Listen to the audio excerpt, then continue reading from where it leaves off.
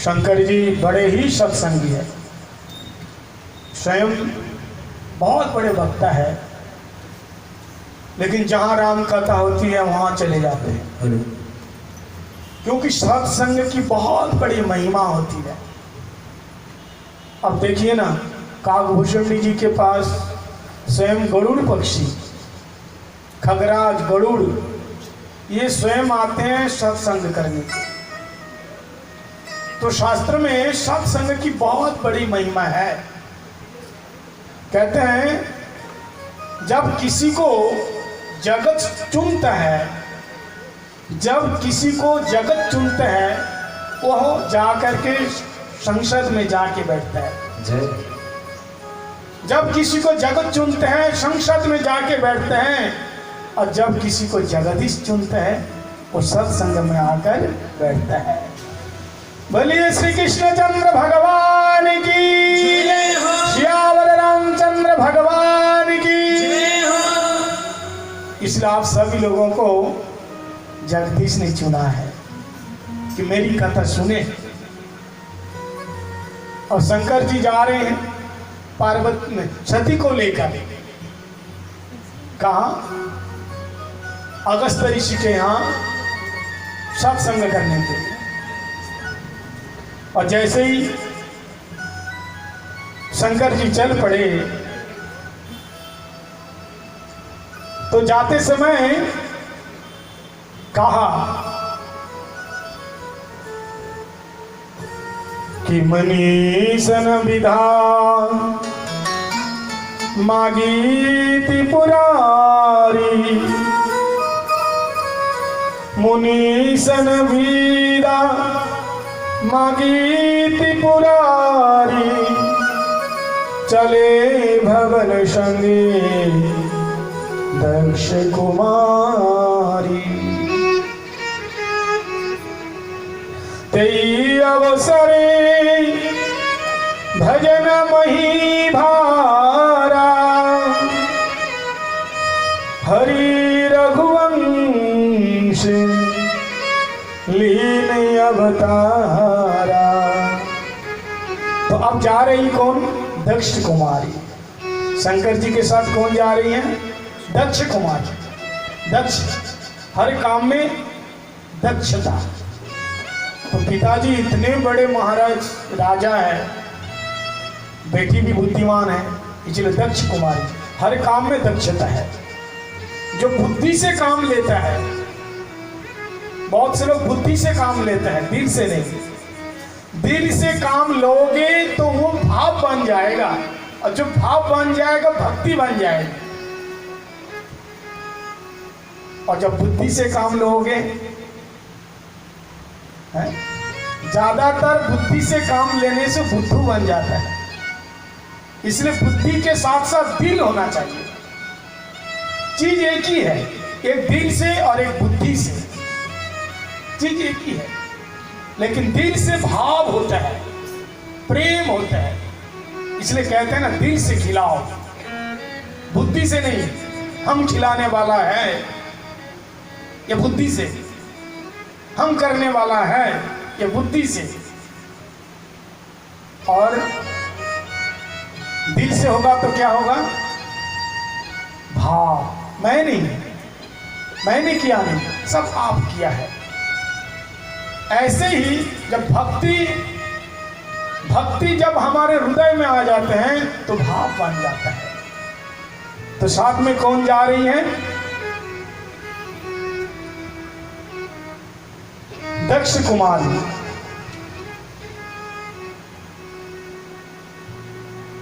कि चले भवन संग दक्ष कुमारी, मुनिसन विदा मांगती पुरारी। राम कथा सुनने के लिए गए कहाँ? ये तेताजू की बात है। जैसे कुंभज ऋषि के पास गए, अगस्त ऋषि के पास शंकर जी गए कथा सुनने के लिए। ओहो महाराज आप आए हैं, भोले बाबा आए हैं। महात्मा तो पहले उनकी तो खूब पूजा सेवा की, और हाथ जोड़ करके कहा, महाराज आने का प्रयोजनम की मस्ती बताइए। बोले आप मेरे को राम कथा सुना। अब बाबा जी तो डरे, इतने बड़े विद्वान और कोई कथा सुनना चाहे तो डर गए। माने कोई बहुत बड़े विद्वान जो संगीत के बहुत बड़ा विशारद है और जो ज्यादा जानता नहीं, थोड़ा थोड़ा सा टूटा फूटा राग में गाता है, उसके सामने आके बैठ जाएगा तो डरेगा। अगस्त ऋषि ने कहा, महाराज मैं क्या जानूं। नहीं राम कथा आप सुनाओ, जो भी जानते हो सुनाओ। अब दोनों सती और शंकर जी बैठ गए और अगस्त ऋषि राम कथा सुना रहे। कथा सुनाते सुनाते सुनाते यहां तक आ गए, सीता जी का हरण हो गया और उसी समय सीता जी के विरह में राम जी चारों तरफ हाथ सीते करके सीता जी को ढूंढ रहे हैं। हे खगमृग हे मधुकार श्रेणी, तुम देखी सीता मृग नयनी। हे खग, हे मृग, हे बन के लताओं, हे वृक्ष, बताओ मेरी सीता कहाँ है? क्या सीता जी को देखा है? सीता जी के विरह में राम जी दीवाने हो गए, पागल हो गए। अरे राम जी कौन है? राम जी साधारण पुरुष नहीं है, ये साक्षात सच्चिदानंद अखिल विश्व ब्रह्मांड के नायक है, जिनकी कथा श्रवण करने के लिए बड़े बड़े ऋषि महर्षि तपस्वी लोग तरसते हैं, जिनके चरणों में शेष महेश गणेश सुरेश निरंतर ध्यान कि जय सच्चिदानंद जय पावन अस कही चले मन जोन सावन। सच्चिदानंद स्वरूप है। और उसी समय राम जी की लीला उसी दंडक वन में हो रहा था। देखो सत्संग श्रवण करने के लिए, सुनने के लिए कहां से कहां आना पड़ा। कैलाश कहां है? सबसे ऊंचाई पे। और कैलाश के दक्षिण दिशा में अगस्त ऋषि का ही नीचे पर्वत में उनका स्थान है। यानी शंकर जी ये शिक्षा दे रहे, तुम अपने मान सम्मान पूजा प्रतिष्ठा की कितनी भी ऊंचाई पे क्यों ना हो, अगर ठाकुर की कथा सुनना चाहते हो, राम की कथा सुनना चाहते हो, तो उन्हें ऊंचाई से नीचे उतर करके आना पड़ेगा। भोले बाबा कैलाश को छोड़ करके आ गए नीचे। कथा झुकाती है, कथा सरोस है। पानी है ना, पानी पर्वत पर बारिश होए तो वो नीचे की तरफ आ जाता है, वहां नहीं रुकता है, हमेशा नीचे की तरफ जाता है। इसलिए श्री चैतन्य महाप्रभु कहते हैं, जिसके अंदर दीनता है, दीनता है, नम्रता है, उसी को ही मैं मिलता हूं। महाप्रभु कह रहे हैं उसी को भगवान मिलता है। कितना दबी सुनी चेना तररीव सहिष्णुना अमानी नमन देना कीर्तनीय सदा जय सच्चिदानंद जय पावन अस कही चले मनोजन सावन। उस दंडकारण्य में, दंडक वन में राम जी सीता जी के विरह में दौड़ रहे थे और एक एक पेड़ को आलिंगन करके रो करके पूछ रहे थे, क्यों आलिंगन कर रहे हैं, क्या कारण है? क्योंकि उसी समय उसी दंडकारण्य के वन में ऋषियां, दंडकारण्य में महात्मा लोग थे, राम जी के स्वरूप को देखा और राम जी को पति के रूप में पाने को चाहा कि प्रभु हम सब आपके दीवाने हैं, आप इतने प्यारे हैं, इतना सुंदर है, इसलिए आप हमारे परम पति हैं। इतने लंबी लंबी दाढ़ी वाले बाबा, लंबी लंबी दाढ़ी वाले बाबा कहते हैं आप हमारे पति हैं। शरीर तो पुरुष का है, लेकिन राम जी को किस रूप में पूजा करते हैं? प्रियतम के रूप में। शरीर कुछ भी बने रहे, लेकिन आत्मा से आत्मा का मिलन है।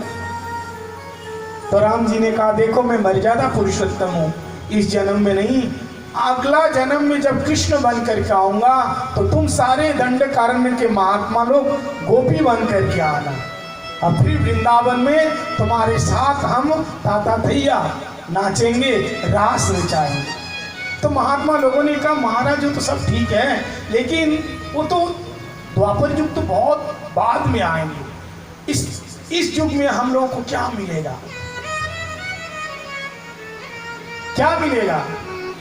तब ब्रह्मा जी आकर के कहा चिंता मत करो, इस युग में तुम लोग अगर राम जी का आलिंगन प्राप्त करना चाहते हो, क्योंकि राम जी सीता को छोड़ करके किसी नारी का तो स्पर्श करते ही नहीं, राम दाराम ना भी पश्यति। पहले राम जी ऐसे ही मर्यादा पुरुषोत्तम नहीं बने,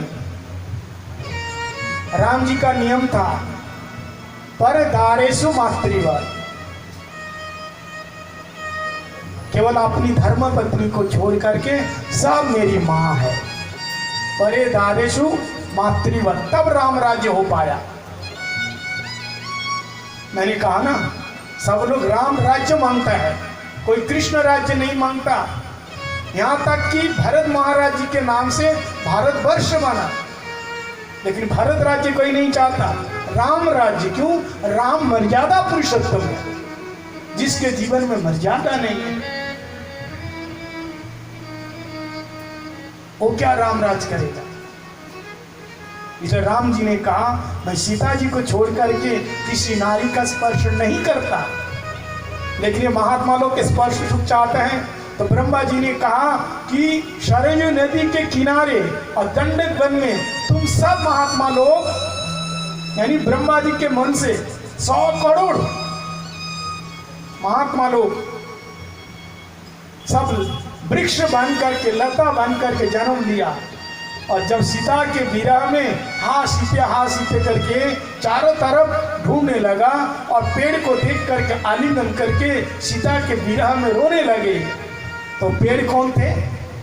ये महात्मा लोग थे। जो महात्मा लोग वो पेड़ के रूप में थे, सबका आलिंगन सुन मिला। अगस्त ऋषि कह रहे हैं वही लीला अभी नीचे हो रही है, और आज कथा का विश्राम है। भोले बाबा ने कहा महाराज आपका आदेश होए तो फिर आज हम लोग थोड़ा सा ठाकुर जी की लीला को दर्शन करें। जब प्रत्यक्ष लीला हो ही रही है, कथा का विराम दिया।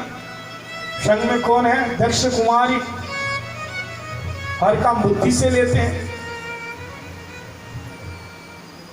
बुद्धि लेकर के मंदिर में नहीं आना, बुद्धि लेकर के संतों के पास नहीं जाना, फिर आपने जैसे सोचोगे।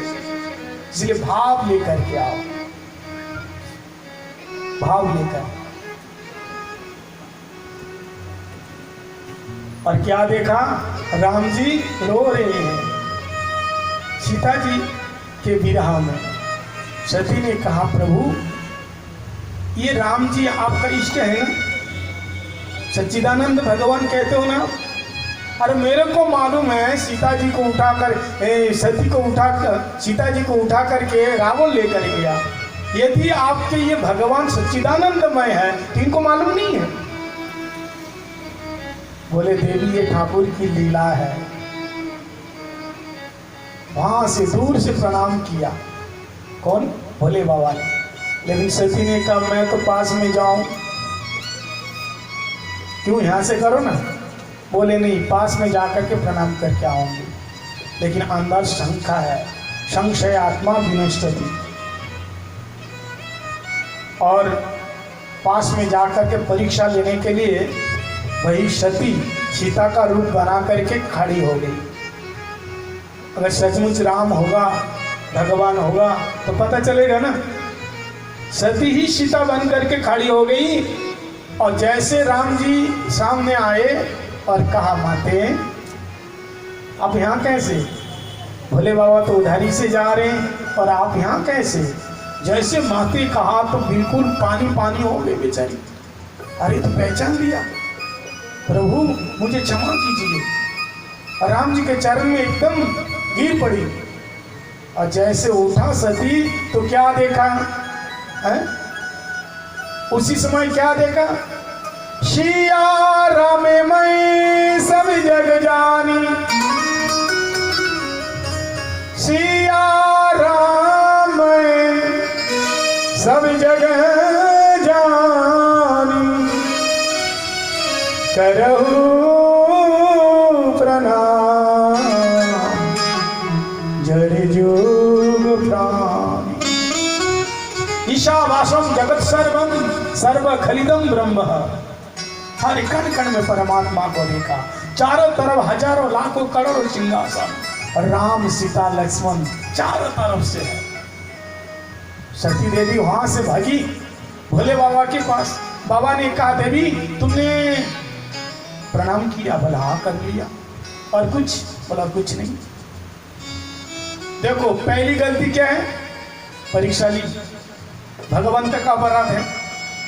पहली गलती परीक्षा ली, भगवंत का अपराध है। और दूसरी गलती झूठ बोली, संत का अपराध है। अब क्या होगा?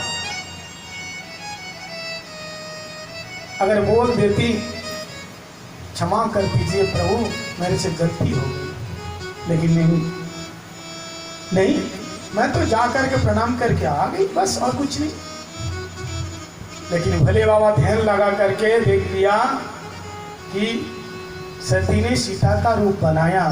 अब ये मेरी पत्नी नहीं हो सकती, ये तो अब मेरी माँ है। बोले श्यावर रामचंद्र भगवान की। भोले बाबा भी साधारण नहीं है, क्योंकि माँ का रूप बनाया तो ये माँ ही है। और उसी दिन से सती देवी को वाम भाग में नहीं बिठाते, सामने आसन देते हैं। माँ को सामने बिठाया जाता है। सती समझ गई कि मुझे त्याग दे दिया, छोड़ दिया।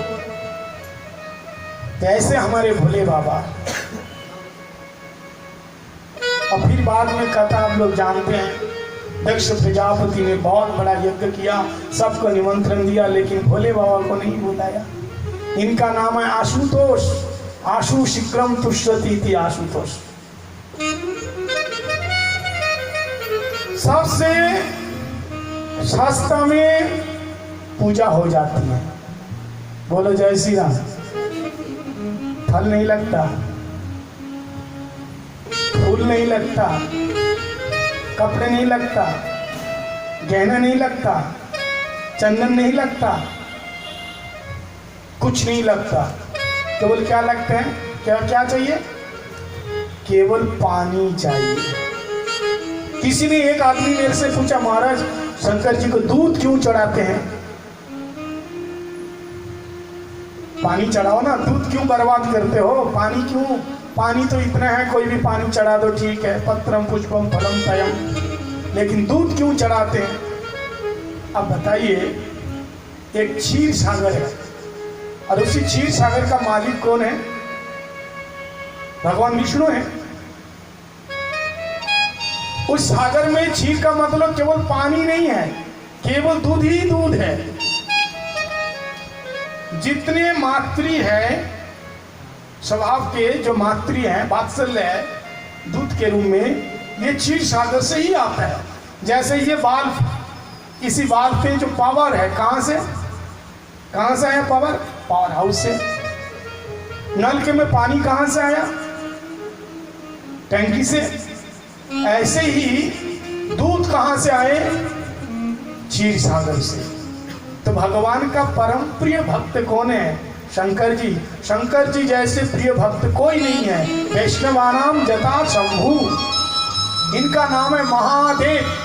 देवताओं का भी देवता है महादेव।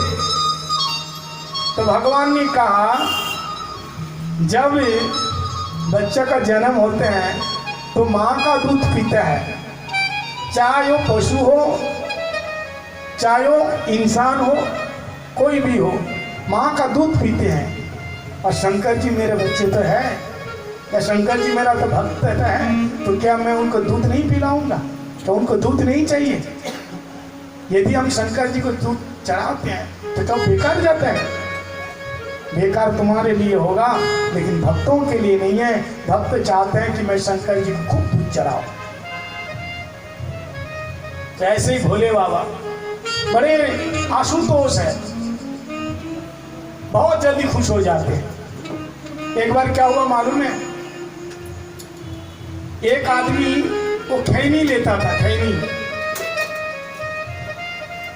खाते हैं ना लोग, चूना लगा के। जंगल में गया,